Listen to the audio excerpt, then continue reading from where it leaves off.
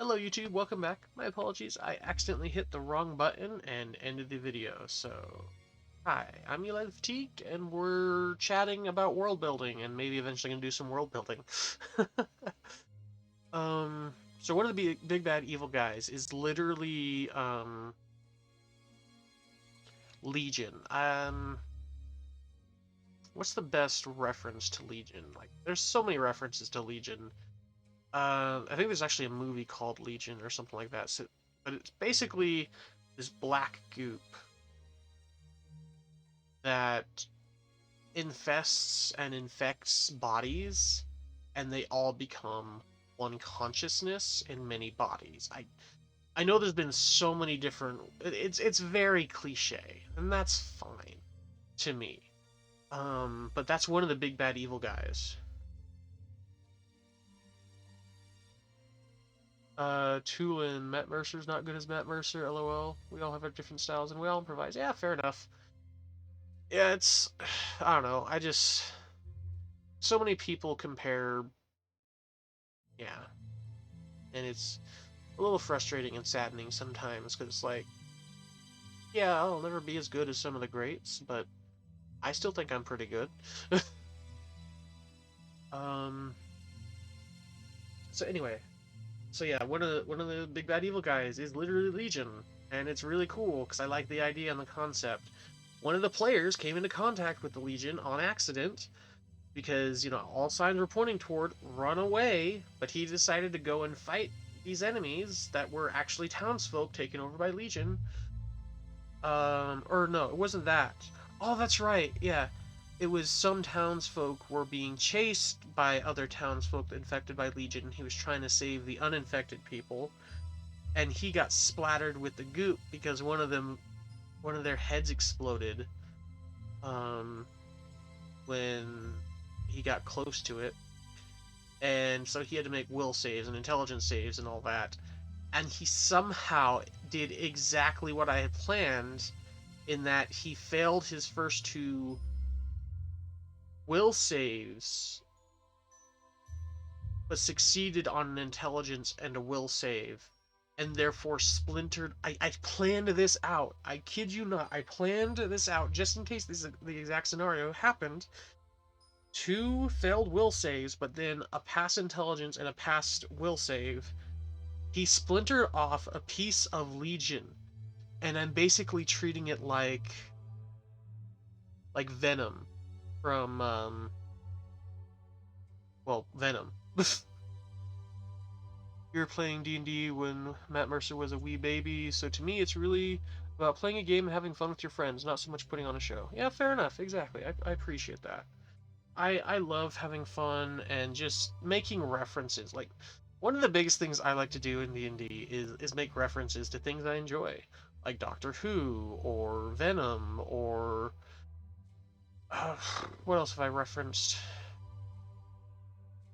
I've made a lot of references. Oh, other D&D creators that I enjoy, and I think that they're great and they have great ideas. Um,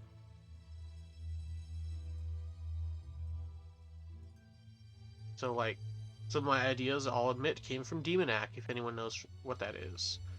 Um, my DM that taught me D&D basically once told me, "You're only as great as you can steal from other DMs." um, and well, DMs and movies and TV shows. If you can take something, implement it into your world, have it work, and have fun with it, and have your players have fun with it, then you're a good DM. Because the ultimately the most, like you said, the most important thing is to have fun with your friends.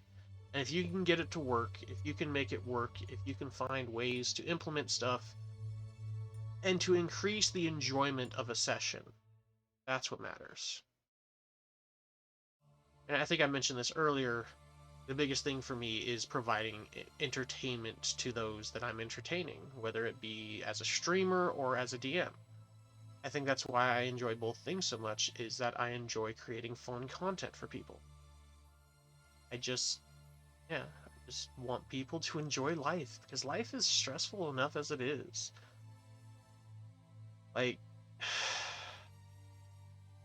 when I was in college, I would DM for my friends several times a week. When we were all stressed out with finals or whatever else, I would literally make up a session on the spot for my college friends um in my arena world. Just something for them to fight, something for them to test character builds out with, or whatever else, and just have fun so that we could just relax, because life is stressful enough without finding time to relax and have fun with friends. So, yeah. Anyway,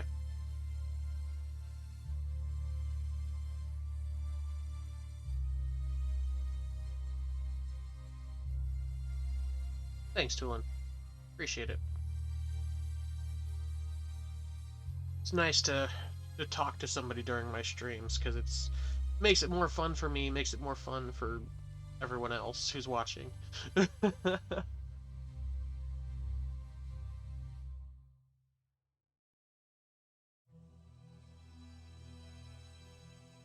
right. Let's see. Where was I?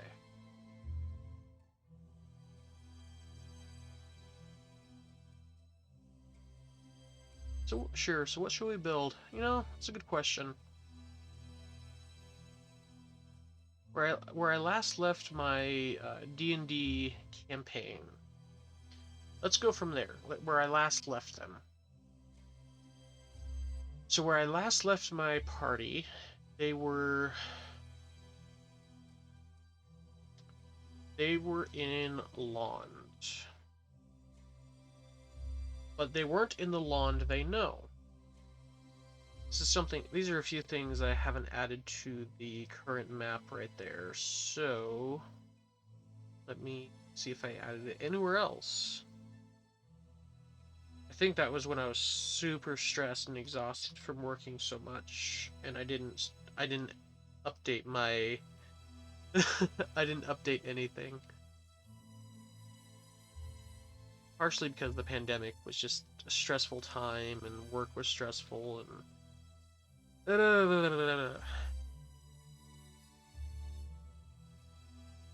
it's hard enough to work and spend time with my fiance.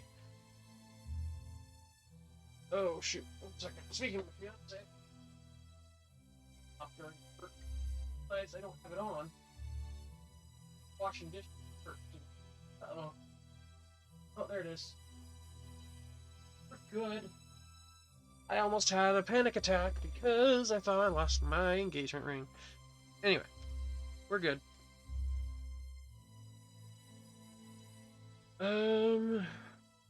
Yeah, it looks like I didn't add it anywhere. That's fine. It's fine. But anyway, we were in lawns. Let me pull up that picture. Here we go. Oh, shoot. I accidentally changed the music. It's fine.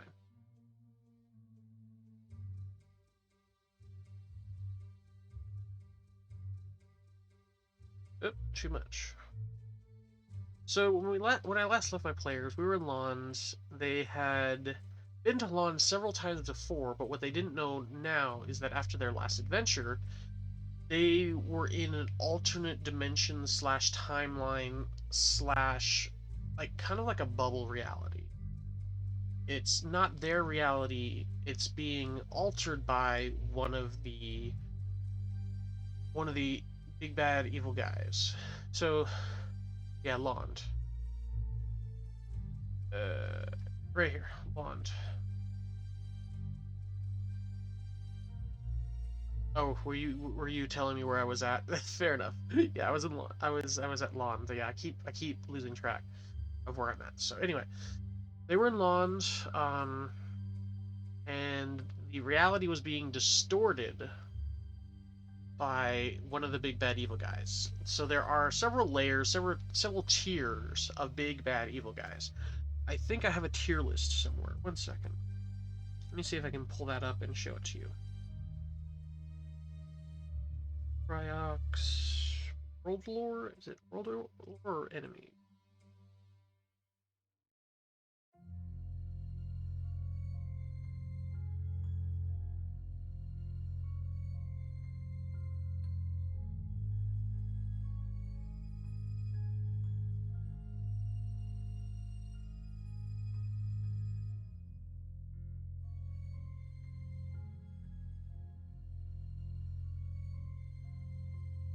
Oh yeah, I forgot about the axles. Whoops. No, we'll not do that. Let's see. Where is... I have everything organized, just don't remember where anything is.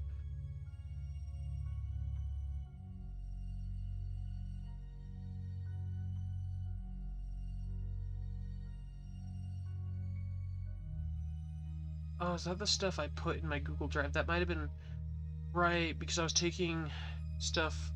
I didn't want to take my laptop over there every time we would play D&D. So I started putting it on my phone, so I put this stuff in my drive. Okay. Okay, now we're cooking. Chryox.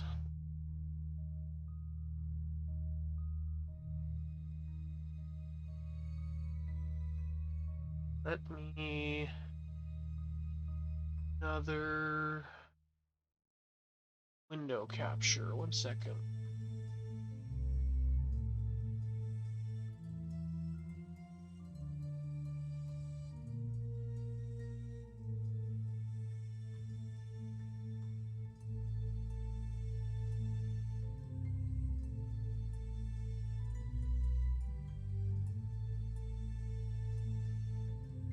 I don't think there's anything.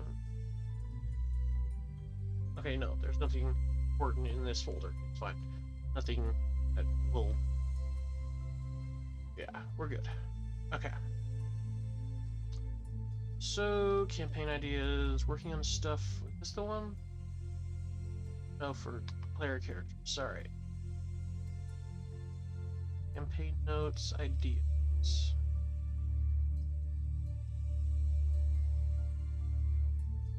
No, wasn't that one.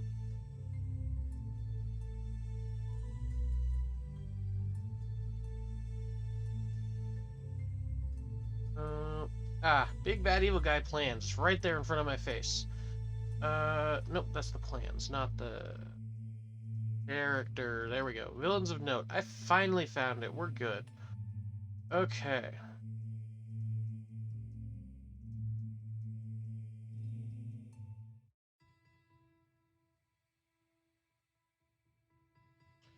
Okay, so.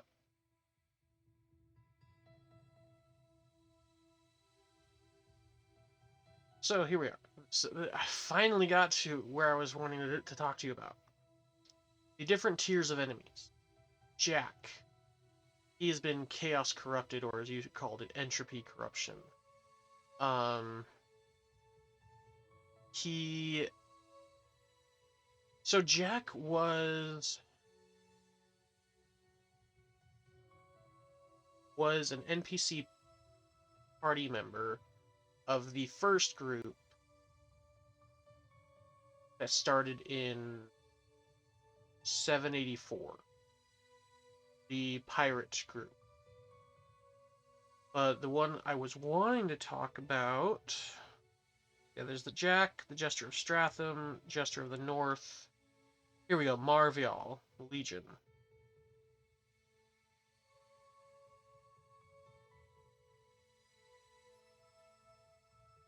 Yes, that's the one I want to talk about, Legion. And yes, I have a fake, real big bad evil guy. He's going to pretend to be the All. Well, he's not going to pretend to be the All. He's being controlled by the All to pretend to take the blame off of the All to make the party think they win after they defeat this fake big bad evil guy. That's going to be a big mind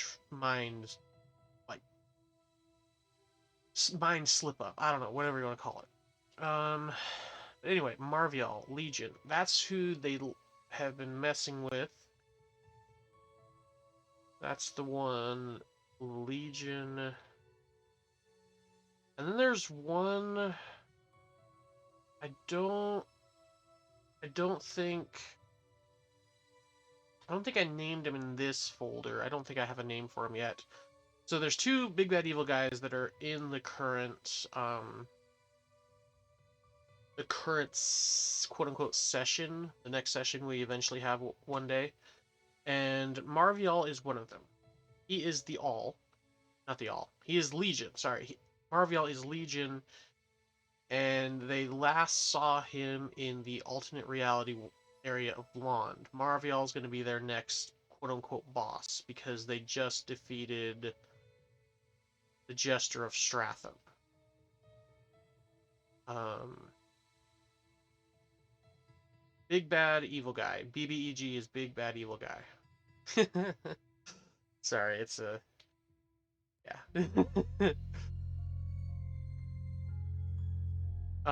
Those are just placeholders for the different bosses they have to fight, basically, before they eventually get to the All.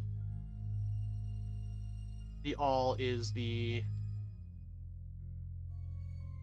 what's the word? He is chaos. He is the manifestation of chaos. He claims he wants to collect all matter as one to create order, but he wants to collect all matter as one. I haven't really fully figured it out and decided. He wants to collect all matter as one so that he can grow stronger and take down more worlds.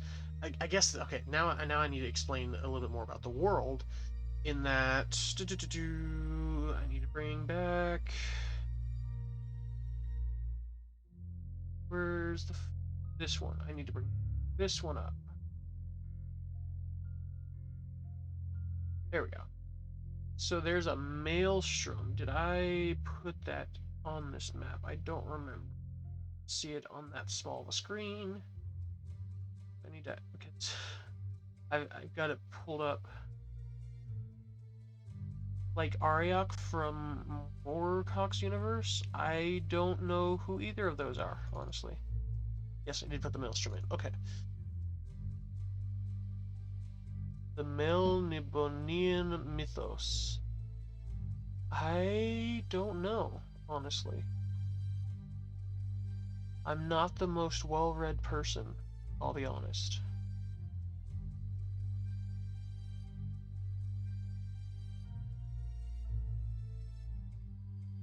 Ariok, I gotta look this up now.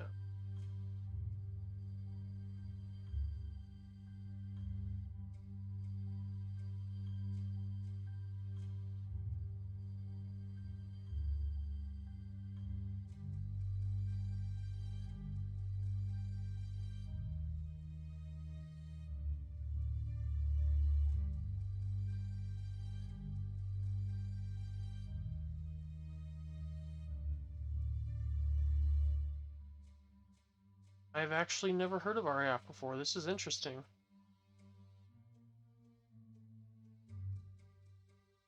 Huh.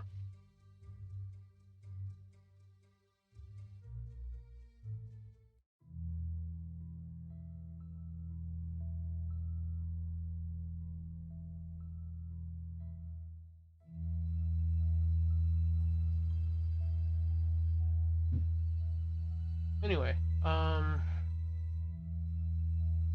I haven't fully decided on the name, the All.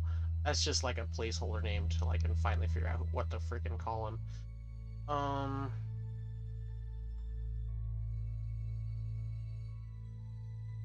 Anyway, where was I? The Maelstrom. Yes, I was at the Maelstrom. Okay, I'm talking about the Maelstrom because the Maelstrom was the dimensional lock that prevented, like, this world is actually planarly locked.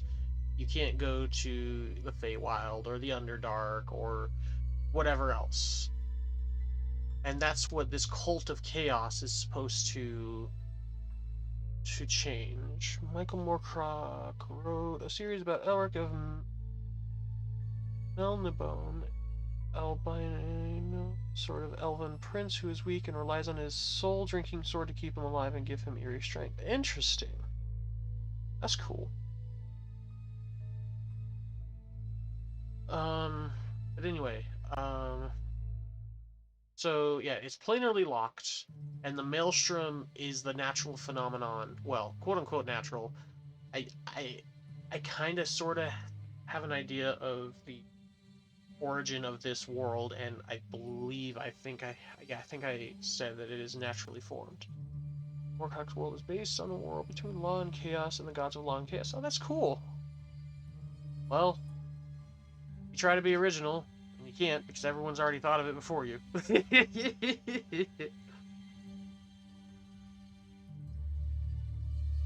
Oh, wait until I get to the cults in this world that are. Yeah, yeah. So, I think there's three cults in this world. Let's see.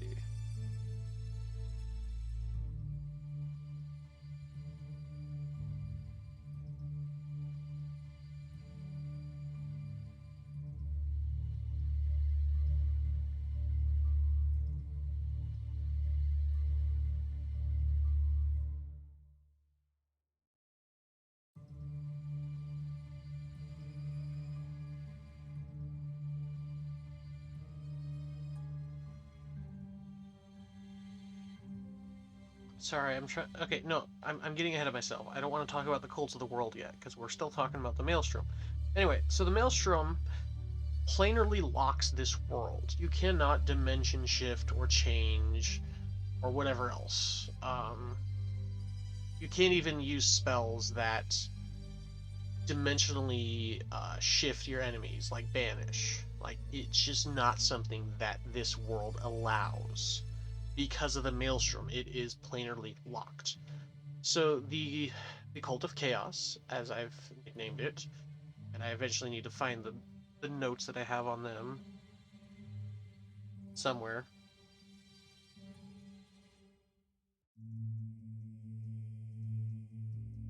Oh, and the guilds. I'm still getting way ahead of myself. But anyway, the Cult of Chaos, they weren't sent here because you can't send anything into this dimension. However, there are cracks in this world, and you can make those cracks wider magically. Like eventually, you will break through the planar lock, but because of the cracks in this world, the Cult of Chaos was able to pull in chaos creatures slowly and surely, and kind of take over this world slowly. However, the people of this world fought back. Um, in the year 784, the Cult of Chaos succeeded in summoning numerous creatures across the entire world. However, because the cracks are so sporadic throughout the world, they weren't able to bring in a bunch of creatures all at once in one location. Um, Said creatures then appeared all over the world, and many of them were defeated in their areas. However, the more powerful creatures. Sorry, I'm not even reading this off anything. I know it sounds like I'm reading it, but I'm not. I'm saying this from my mind. Um, the more powerful creatures were able to defend themselves long enough to gather together. Then they were able to find more and more of their allies. Eventually, they created hives, they created nests that could spawn more of said creatures because there were enough of them to defend themselves in their hives. The players actually found one of said hives after the fight with the Ghoul Skulker. They had to run away from the hive because that is a high level area. Um, this is a living, breathing world, and I told my players that from the beginning, and that they would find stuff that they would have to run away from. Um, the hive is one of them. Let's see. Sorry, I'm trying to get everything sorted in my brain again. So anyway, as the Cult of Chaos was able to summon said creatures, they were then able to, corrupt more and more people because the powers of chaos grew stronger, the more creatures they were able to summon and or breed. One of them being Tharin, who is the or was he was one of the Reapers for the Dagon Kingdom. Reapers, another thing I need to kind of explain. They are necromancers. yes, this world actually has necromancers, and they serve the Empire and the Kingdom. It's how the Innith Empire and the Dagalan Kingdom have been able to live for so long in quote unquote harmony, in that every time they fight, they go to the no man's land between them and send their necromancers out, and whoever wins between the necromancers with how many they have or how powerful they are, whoever wins said argument or battle or whatever. So they don't have to waste living bodies. It's weird and interesting. I know. It's one thing I really love about this world. So, Tharin, being one of the strongest and most powerful of the Reapers of the Data Kingdom, was corrupted by chaos. His motivation: see his sister alive again. When all are one, all live together, no more death. After the loss of his sister, he was incredibly aggrieved. He is not a lich, he is a necromancer. Or no, he is a lich. That's right, he is a lich. I did forget about that. However, he still has human emotions. Um, I think, yes, I think Ignis fought him. Yeah, Ignis fought him and blew him up, but then he revived and stole his scythe back from the players. That's right, I remember now. Okay, so he is a lich, but he can't bring his sister back to life. I know, this is breaking all the norms. A lich that actually has feelings, right? Um, but he was still human even though he was a lich, if that makes sense. He still had human emotions and desires and love. I'm breaking all the rules, it's fine. I really like this character. He's really cool. I like Tharin. But he was corrupted because of his grief after his sister was, like, murdered in the streets. I haven't fully decided on how she died. But after the death of his sister, he was corrupted because he wanted her alive again, and the All promised to resurrect her.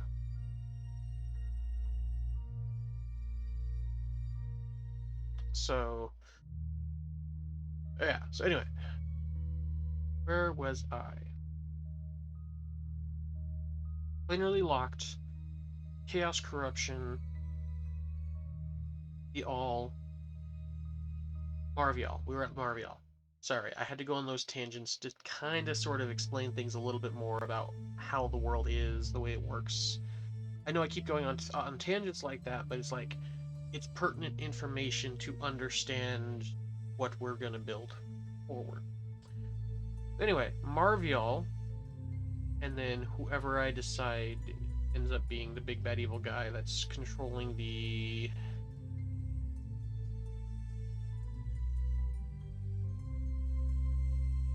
changing of the world. What's the word I used? I forget the word I used.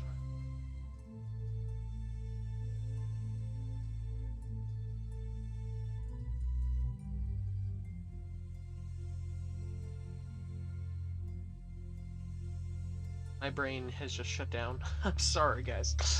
Let me drink something real quick.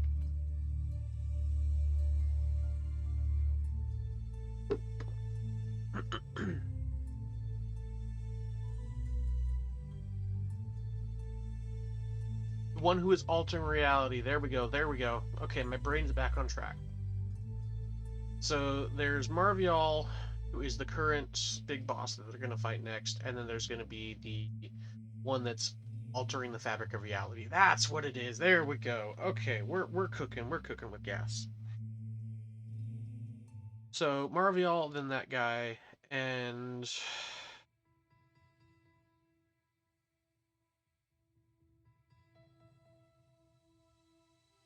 the last session, they saw Marvial at the city of Lond.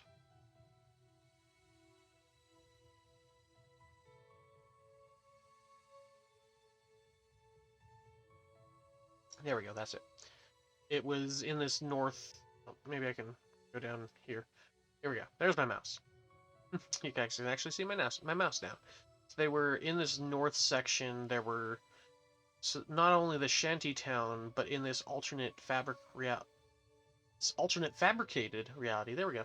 The one that The reality fabric has been altered.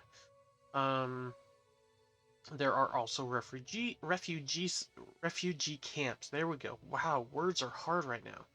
So there's the shanty town, then the refugee camps, because in this, oh, another thing I have to explain. In this reality, the invasion of, what's the place called?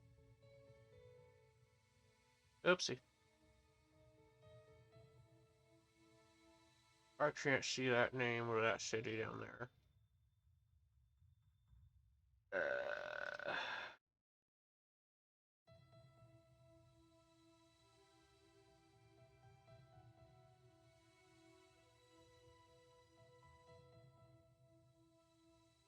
Dorestier. Sorry, I pulled it up myself this time. So the city of Dorestier has been invaded by chaos creatures from the sea. In this in this reality, the players were not able to fight them back. In the original reality, they were able to save Lon from the creatures from the sea, and defeat Jack. Not Jack. No, Jack's the Warforged. Sorry.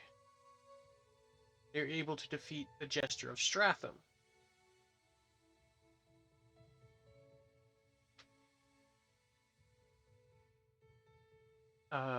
So they defeated the Jester of Stratham in the original reality, but in this alternate reality, they didn't send the Jester of Stratham because the party didn't exist, which is another thing I haven't mentioned yet. Because in the original reality, they made good friends with the Baron of Lond for various different reasons, which I can go into later, and one of which being defeating the Jester of Stratham when he attacked Lond. But in this reality they're currently in, they never sent the Jester of Stratham because they didn't need to, because the party weren't there, the party wasn't there, and so the sea creatures defeated Lond and took over. Partially because in this reality the Baron of Lond is a lot more of an evil person. So there's that backstory, and he quote unquote approves. He's been corrupted. He approves of Marviol's treatment of said refugees. In the last session, the party saw Marviol randomly taking the refugees and then killing some of them right in front of everyone.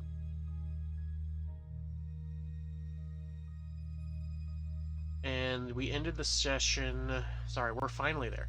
We ended the session with the players fighting a doppelganger of the cleric, because he has the piece of Marviol in him, and he failed a wisdom save. The piece of Marviol is, I don't remember the name. I don't remember the name of his symbiote. It was some stupid random name I came up with on the spot. But anyway, Marviol could still interfere and influence the cleric's symbiote to an extent. So the clerics failed, I think, 2 wisdom saves in a row. I almost said will save, man. I've been. He failed 2 wisdom saves, and he lost a portion of his HP, of his max HP. He could not go past that threshold that he lost. Like, his max HP was reduced, basically.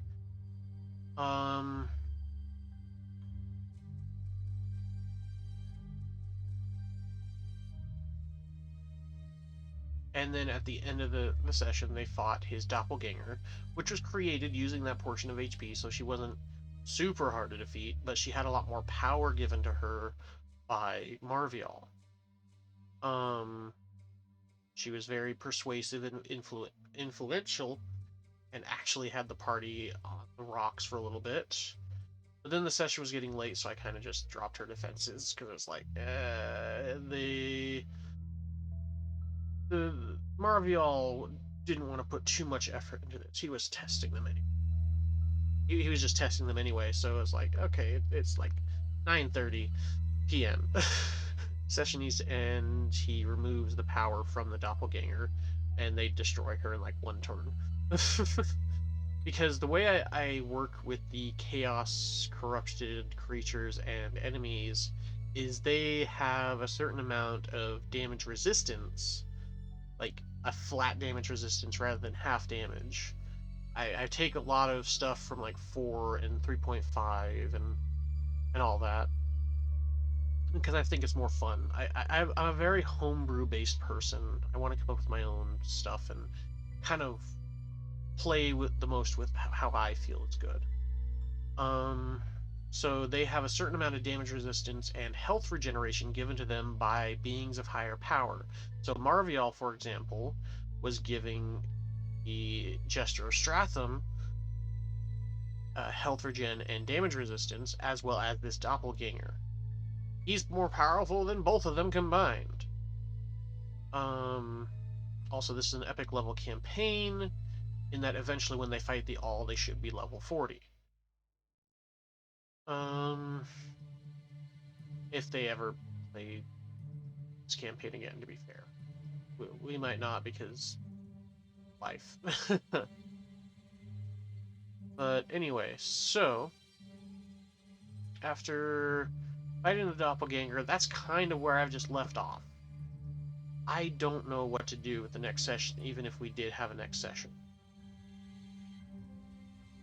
Because they just took their adventure and their trip into the Triplet Forest, which is also not on the map, but it's kind of northeast of Lond. Between, what's that town? Between Murstone and Lond. It's kind of like, imagine a triangle. The third point would be the Triplet Forest.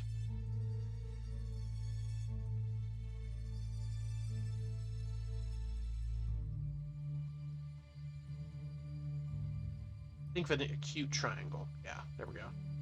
The third point would be the Triplet Forest. And the Triplet Forest, I'll admit, is based off of the books Del Toro, The Forest of Silence, to an extent. The three forests, and having different things in the middle of them. And I will admit, I have an eternal fountain of eternal life in the middle of the middle forest. But the players kind of screwed the pooch on that one, and so I kind of removed all that because they were just insufferable during a session, and it was just like, you know what, I'm not even going to give them the opportunity because they're just being a little crappy about something I had planned. If the players are watching this video, I love you guys, and I'm just venting as a DM.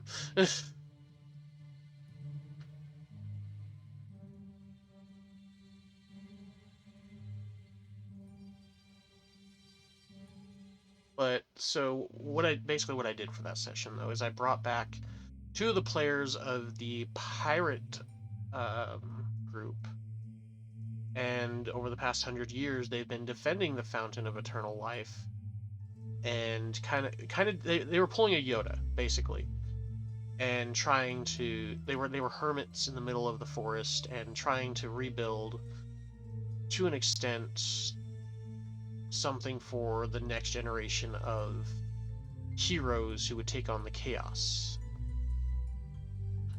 And in the middle of the southern forest, think of Stargate. If you've ever seen Stargate SG-1. Because what I did, the characters I think are level 8. Tulin. And the middle of the southern forest, what I did, I pulled a Stargate SG-1. Like there was a Stargate in an underground bunker, and the reason for that is the player, or not even the player, the character of the one that came from Earth, the whatchamacallit, the Marine, the character that I decided to come in as a Marine, I allowed him to create basically a whatchamacallit, not the player, but the character over the past 100 years. I allowed him to create a dimensional portal home using magic, but in the past 100 years, the Earth had advanced 1,000 years. Um, the time scales are different in these different worlds, so they were actually able to create a Stargate into this world using secret sciencey stuff. And now there's several Stargates all over this planet. It's been all planned out and created in the past 100 years, all with the secret society and order. However, once the chaos actually invaded, they all abandoned ship because they weren't able to stop the chaos. That secret order left and went back to Earth, all except for those two, because they weren't able to stop the chaos. They exiled themselves.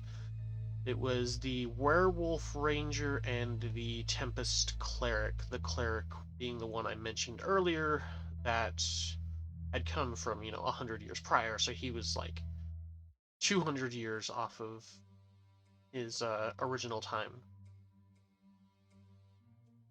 The Tempest Cleric was over 100 some odd years old, but to be fair, he's a dwarf, so he's fine. And the werewolf was a werewolf. An elven werewolf, actually. Yeah, so he's fine. So yeah, character level 8. I'm trying to figure out what to do, even if we did have another session. I don't know if we will ever have a session, and I'm just like, I don't know, I'm kind of at a loss of like, what should I do as a DM to build my world if I am to have another session with those players, or if I'm going to have another session with other players. It's been a while. So part of it was to, I guess, refresh my memory on this world a little bit, and then also come up with some ideas of what to do, and get some ideas from, chat. Namely being Tulin, because I don't know if anyone else is in the chat right now.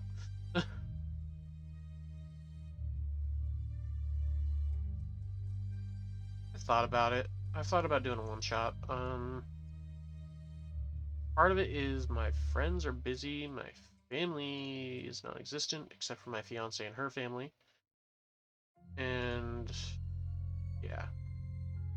I've thought about, doing D&D with viewers, but it's like something you have to be very careful with, because, yeah. One of the things I've thought about doing with viewers is eventually, once I can, earn subs and bits and stuff, is if people really want to run a one-shot with me, I can have them go into my either this world and do a one-shot, or have them go into the arena and either become legends or yeah, fair enough. Roll20 is a thing. I don't know. I'm just not the greatest with Roll20. Like I'm not the greatest with maps and all that kind of thing, because I was a player who was, I guess the best way to put it is raised. As a player, I was raised with theater of the mind. I've been playing D&D for like 4 or 5 years now, and my DM was a theater of the mind DM because he only had a phone, and while others had computers, he was the DM for the group, and he was a really good DM.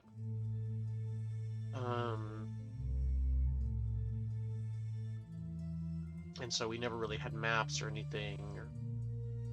Yeah, we always just did theater of the mind, and he was great at theater of the mind. I'm not the greatest at theater of the mind.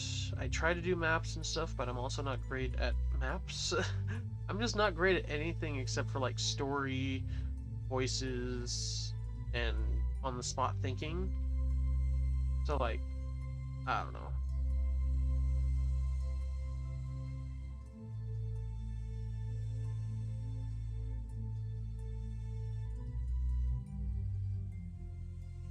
Maps can be very fun. Maps get really tedious to me.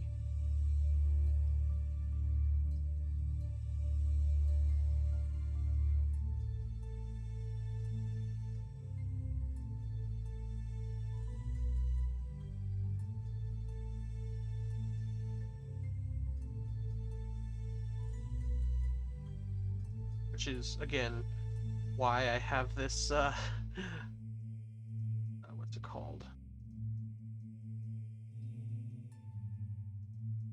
There we go.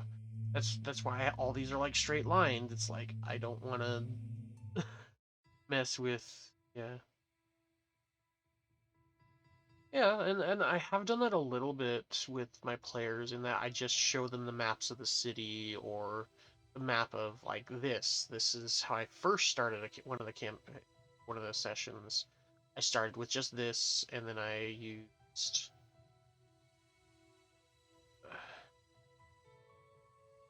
second I used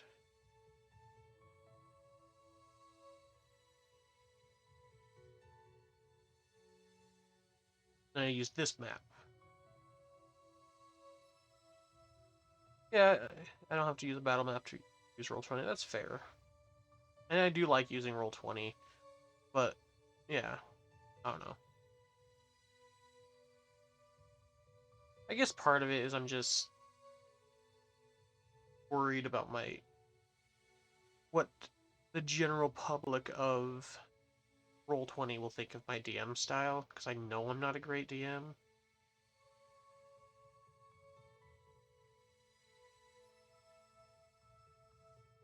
I guess it's just hard to find people who actually enjoy me as a person, let alone as a DM, if that makes sense.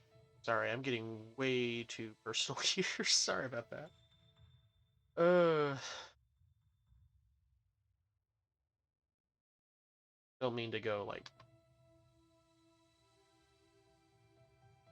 Oops, I should not have opened that. Why did I open that? Good thing it's layered behind other layers.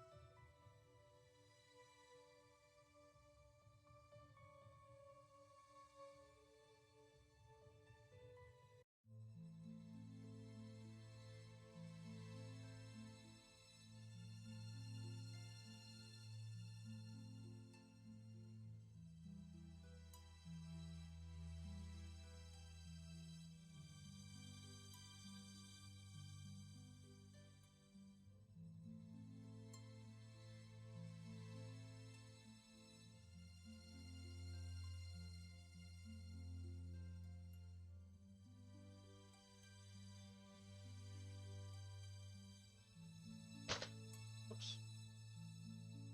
Drop my keyboard. That was smart. Yeah, that's fair. And I do play on Saturdays with a friend as a DM. It's just the past week we've only played twice of the month we've been playing. Instead of every week, we've only done 2 weeks out of the 4. Because again, schedules. It's it's a joke as old as time, or as old as D&D, I guess. Scheduling is an issue. I only really have Saturday evenings free to play in. Then I won't have to worry about. Yeah, and I did that with my original group with the DM I've been talking about. But every time I was like, "Hey, can I do a one shot one time for the group?" They're like, "Yeah, soon, soon," and that went over the course of like several months, and it's just like I asked a few times over the course of like 8 months, I think, and they're like, "Yeah, in a few months," and then 8 months later, yeah, I don't know. It's just frustrating to join a group as a player and then want to DM and then they don't want you to DM. I guess that's part of where my self-consciousness about it comes.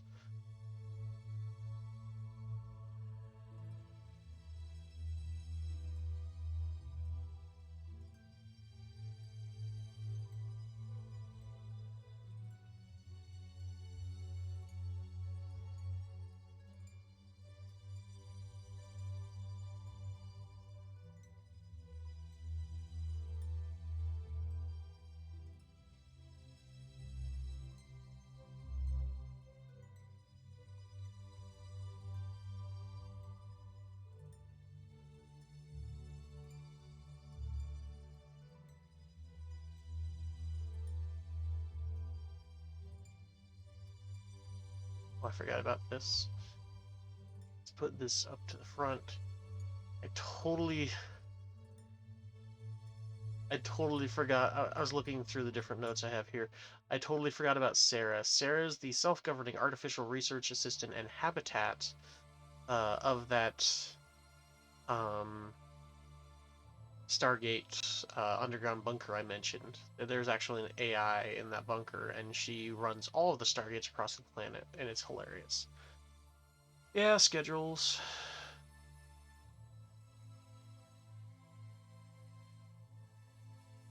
Yeah, fair enough. Yeah, people joining quit constantly. Yeah, and it's just like I'd like to just get a group that I can play consistently with, especially if I am gonna stream it. I don't want to have to restart a campaign 10 times on stream. So that's another part of the issue. There's so many issues with wanting to D&D, wanting to D&D. Yes, yes, I do want to D&D, but wanting to DM for D&D, um, and that's the other thing. I don't know if my stuff is interesting, and I don't know if I'm an engaging DM. Like that's the thing is I've only played with friends and my fiance's family. In that it's it's hard to tell when people are just being nice, you know,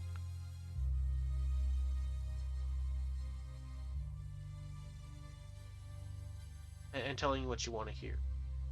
As much as I say, "Oh yeah, tell me your honest opinion," they say, "Yeah, you're a great DM." Like, am I though?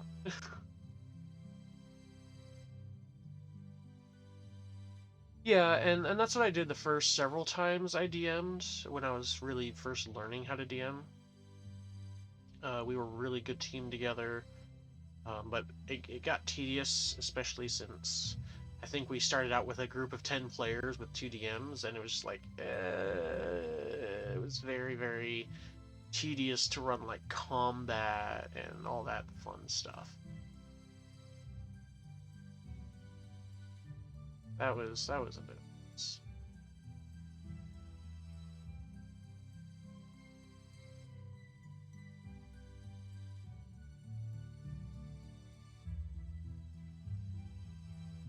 I think my weakest area, honestly, is world building. It's hard for me to come up with ideas or remember ideas, especially if I don't write them down.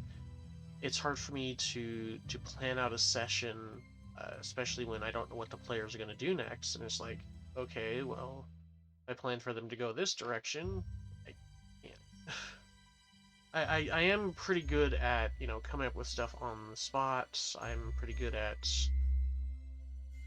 if they decide to go a different direction, well, I'll just alter what I had in mind in store uh, for them. Instead of if they were to go to this direction or do this, they run into this instead over in this direction, that kind of thing. So I'm good no matter what direction they go usually, but it's just like, I don't know. My biggest strength as a DM,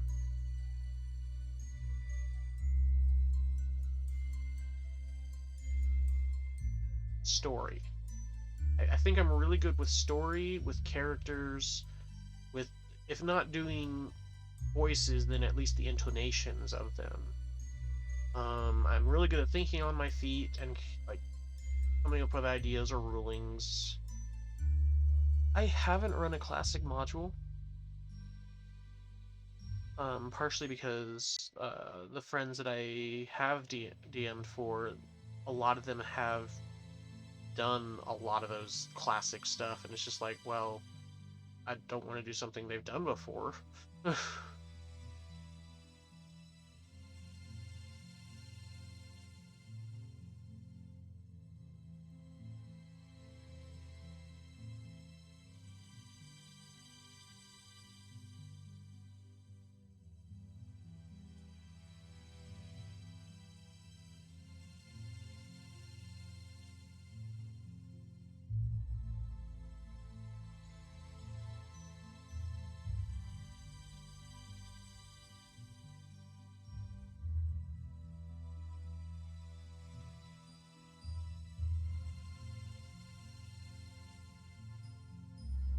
Don't believe I do.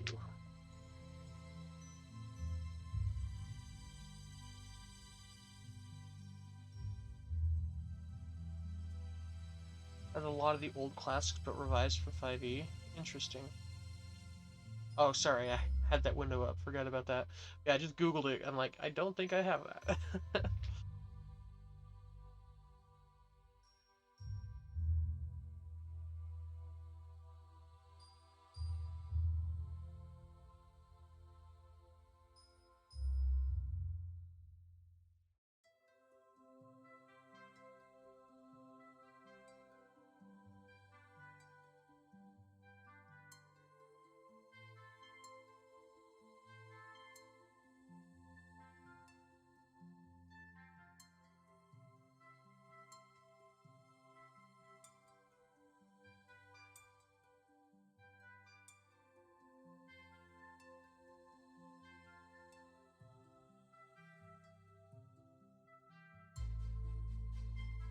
I'm gonna end this YouTube episode real quick. YouTube, thank you for joining us. I've been Eli the Fatigue, streaming over on Twitch. This time I'll actually give you an outro rather than just ending the video on accident like last time. Don't forget to like, comment, and or subscribe if you've enjoyed any dimension of this episode. We'll see you next time. Bye.